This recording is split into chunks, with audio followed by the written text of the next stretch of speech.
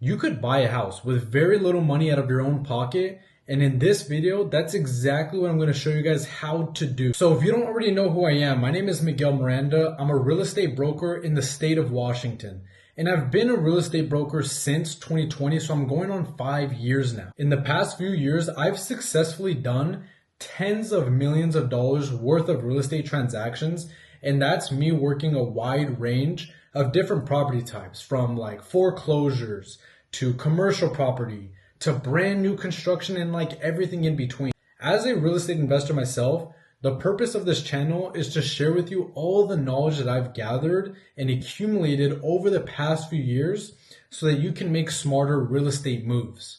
Whether you're a first-time home buyer, someone that wants to sell their house, a seasoned real estate investor, or even someone that's just curious about how this whole game works. So of course, make sure you go subscribe to this channel because I'm going to be uploading more videos. You can also find me on Instagram at sellwithmiguel20. Okay, so let's get back to how to buy a house with very little money out of your own pocket. The first thing that you need to understand is that you're going to have 4 different costs when you go buy a house. So with these 4 costs, there's going to be 2 big ones and then 2 smaller ones. So the first thing is we're going to have our down payment. Number 2 is we're going to have our closing cost. 3, we're going to have our inspection cost because we're going to want to inspect the house, right? So you want to hire a professional to do that. The 4th thing that you're going to pay for is an appraisal.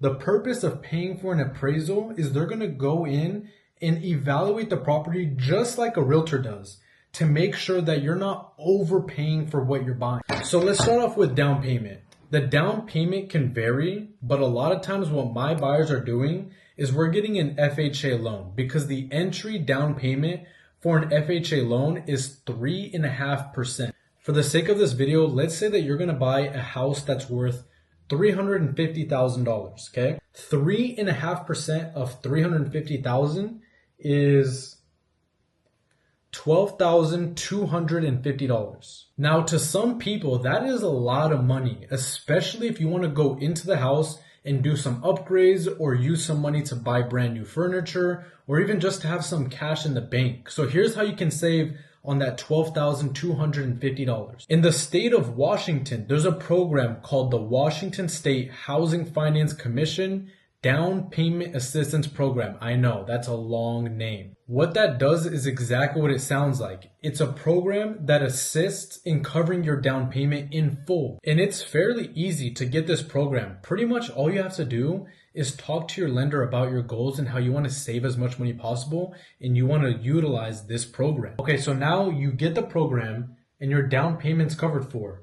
Your next biggest cost is going to be your closing cost. Now, closing costs can vary. It really just depends on what lender you work with because everybody does things just a little bit differently. However, a good rule of thumb for closing costs is anywhere between 2 and 3% of the price of the house. So let's just go ahead and say that it's going to be 3%, worst case scenario. 3% of $350,000 is $10,500. Okay, so how are we going to get that $10,500 covered?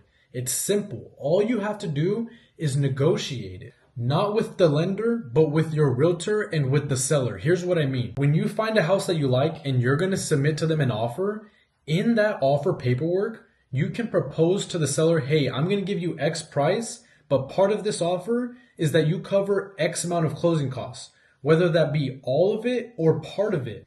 Now, I know what you might be thinking, well, how likely is it that a seller is going to cover my closing costs? What I can say is that I know that every real estate market is different. So what I want you to do is reach out to your local lender and ask them that question. But as for me, in the town that I service, it is pretty likely that we can negotiate that cost just because we are leaning more towards a stable / buyer's market. Okay, so quick story time. I went to high school with this guy. And a few weeks ago, he reached out to me saying that he wanted to buy a house.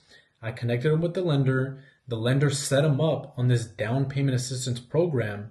Once he had his pre-approval, he came back to me and we went out and started looking at houses. Pretty quickly, we found the house that he wanted. The house was listed at $300,000. We went to the seller and offered him $290,000 on top of the seller covering all of my buyer's closing cost, and my buyer's closing cost amounted to $15,000. So the two biggest costs that my buyer had, down payment and closing cost, were completely being covered. All he had to do was pay for the cost to inspect the home, call it $500, and the cost to pay for an appraisal, which was an additional $500. I know people that went out to go rent a house and they spent well over $1,000 just between the first month's rent up front, last month's rent up front, and the security deposit. And it gets even better. When you go and buy a house, you're not going to have a mortgage payment for 2 months. So let's say that you buy a house and you close on it on April 1st. You have the title now. The house is in your name on April 1st. You won't have a mortgage payment all of April and all of May. So my buddy's first payment isn't due until June, and he's moving in April. Let's circle back a little bit and talk about this down payment program. It is not free money. What ends up happening is you're going to have two mortgages. Your first mortgage, which is the bigger loan to buy the house, and then you'll have a second mortgage, which is just the amount that they loaned you for the down payment. But here's what I like about that. So that second mortgage, you're not paying on it monthly like you are the first mortgage, and it's not incurring interest. The only time you pay on that second mortgage is in one of two cases. In the first case is when you pay off the first mortgage. But keep in mind, that first mortgage is structured so that you pay it off after 30 years of buying the house. The second scenario in which you'll pay that down payment assistance program is when you go and sell the house. The other thing I want to talk about is who you choose to work with as a lender. Not every lender is built the same. Some lenders have better interest rates, some lenders have lower closing costs, and some lenders will actually get back to you on a weekend. And what I mean by that is a lot of times people feel a little bit better about going to go get a mortgage through whoever they bank with. But keep in mind, when you go that route, the person that you're going to be working with, you have to keep in mind they only work Monday through Friday, 9 to 5. And that's not such a horrible thing, but trust me when I tell you, when you go buy a house, especially if it's your first house, you want to be able to get in touch with your lender, especially if you have like a burning question on a weekend. Say Friday, 7 p.m. rolls around and you have a question and you really want it answered. Your lender's not going to be able to answer it for you until the next business day. In comparison to working with a specialized mortgage broker, if you work with someone that's just doing home loans, they specialize in just that, they're likely working 24/7. So if you need them on a Saturday or Sunday at 12 p.m., you can pick up the phone, ask them a question, and they'll get right back to you. But that's going to wrap it up for this video. I hope you guys really did enjoy it. If you have any other questions regarding buying a house with very little money down, or even just any real estate questions in general, you can find me on Instagram. I'm pretty active there at sellwithmiguel20. Oh, and one more thing. When you need to sell, just remember, call Miguel. And when you need to buy, remember that Miguel is still your guy.